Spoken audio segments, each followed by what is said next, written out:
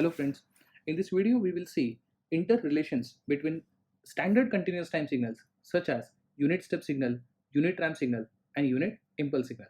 Let us begin.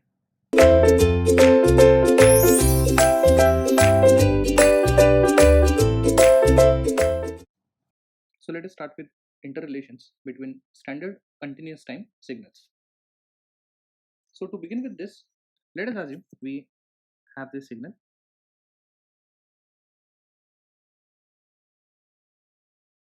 Let us assume slope of this line is, let's say, 2. Fine. Then I can express this signal as twice of t. Is that right? Now let's say if I have taken a derivative of this. So after taking derivative of this, what you get this as 2. So if I want to plot this 2, I can plot this 2 like this. In fact, I can say this is nothing but 2 times u of t. Is that right? So when you had signal 2t, and if you take a derivative of it, you get twice of u of t. Am I right? So originally signal was a ramp signal. Am I right? So original signal was a ramp signal, and as you could see, after taking derivative, you got a step signal. So here I'm going to get a very important conclusion. The conclusion is ramp signal r of t, if you take a derivative of this, you will get u of t. Very simple. So I'll give you more examples. Let's say you have a times r of t, then derivative of this is a times u of t. Even suppose, let's say you have minus 2 times r of t, then derivative of this signal is minus 2 times u of t. So what I can conclude here, if the line is having a slope equal to 2, once you take a derivative, this slope value becomes amplitude. I repeat my statement, listen to me very carefully. If you have a ramp signal with, let's say, slope value equal to 2, if you take a derivative of this, the value of slope becomes amplitude of this step signal. Is that right? So on a conclusion note, I can only say that ramp signal's derivative is unit step signal, or unit ramp signal gives you unit step signal after taking derivative of itself. So this is the first relation between the standard signals, that is ramp signal and unit step signal, I got. So whenever you have a line with, let's say, slope value equal to m, after taking derivative of this, you get amplitude equal to m. Is that right? So by using this logic, what I'm doing now, I'm considering, let's say, unit step signal. I'm sure you remember how this unit step signal looks like. So let's say if we have a unit step signal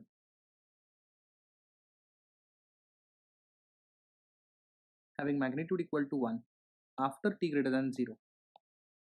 Is that right? This is what we call as a unit step signal. Now let's say if I take a derivative of this, what I'm going to get? Let us see.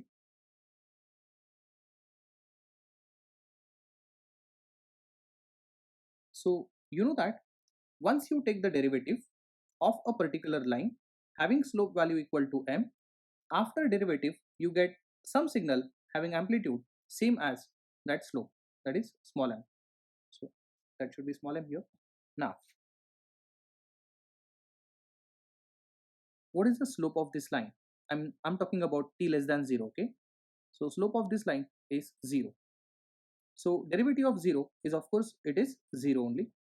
So you get 0 here. before 0. Let us see after 0. After 0, you have an amplitude equal to 1. So again, this is the horizontal line. Every horizontal line have got slope equal to how much? 0.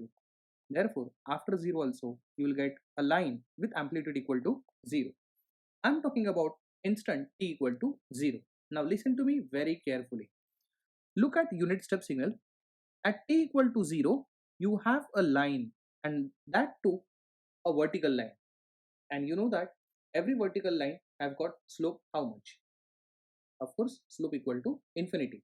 Every vertical line have got slope equal to infinity. Therefore, at t equal to 0, I'll get a signal with amplitude equal to infinity. But since this line is present only at 0, so only at 0 I'll be getting infinity amplitude. Is that right? So I'll be getting this kind of signal, and I'm sure you remember this kind of signal which is present only at t equal to 0 having infinite amplitude. Okay, if the amplitude equal to infinity only at t equal to 0, and as you can see, this signal does not exist when t is not equal to 0. I'm sure you must have recognized this kind of signal. Come on, this is what we called as a delta signal. What does that mean? If you take a derivative of unit step signal, you get a delta signal. So let us come to the conclusion now. Suppose you have a unit step signal, and if you take a derivative of this, then you get a delta signal. And on the last slide we have seen, if you have a ramp signal and if you take a derivative of this, you get a step signal.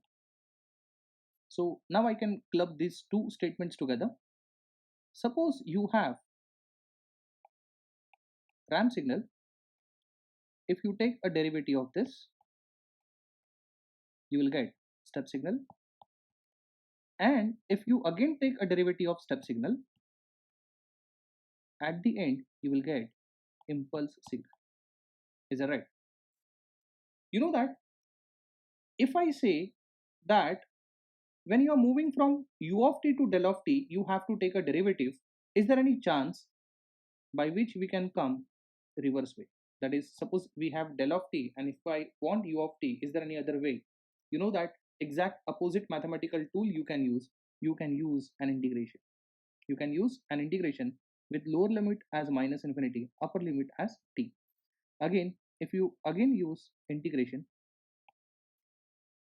with lower limit equal to minus infinity, upper limit equal to t, then this is the standard lower limit and upper limit we should go for when you consider a system called as integrator.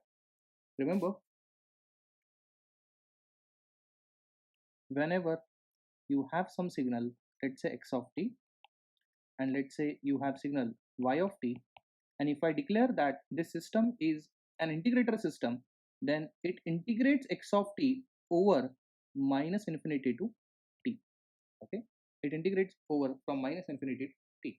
So this is a standard lower limit and upper limit for every integrator system.